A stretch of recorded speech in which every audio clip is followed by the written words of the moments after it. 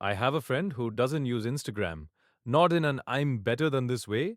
He just doesn't exist online. And I remember once asking him, "Don't you feel left out?" He looked at me for a second and said, "Left out of what?" That question stayed with me because most of us never even consider that option. We assume people who stay off social media are antisocial, insecure, hiding something.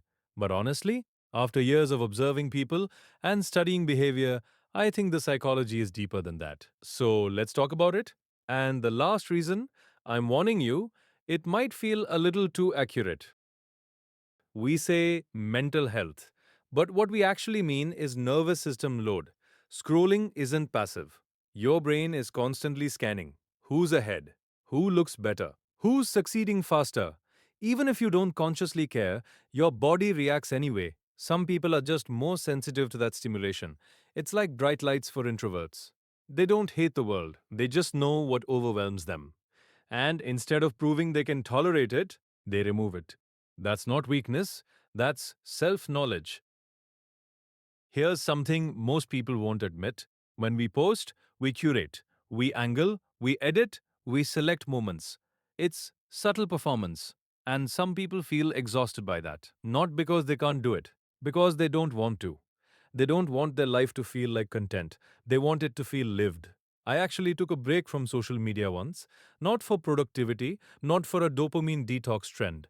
I just felt, watched, not judged, just observed, and I noticed something strange. When nobody knew what I was doing, I made decisions differently, quieter, more honestly.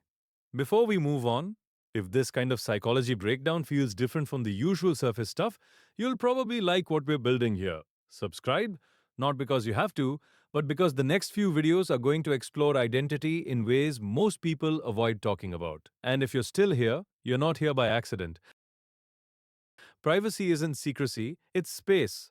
Some people feel deeply uncomfortable knowing their memories are archived, screenshotted, saved, analyzed later. They want moments to fade naturally, not live forever online. There's something psychologically powerful about knowing if I don't record it, it just exists. That creates a different kind of freedom. A lot of people who disappear were once very active. They tried it, they participated, they played the game, and one day they noticed it didn't feel good anymore. So they stopped quietly, no announcement, no explanation, just peace. And now the uncomfortable one. Some people stay off social media because they don't want an invisible audience shaping their behavior.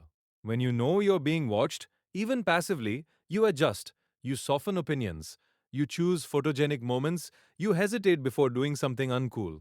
Without an audience, you're different, more raw, more private, sometimes more real.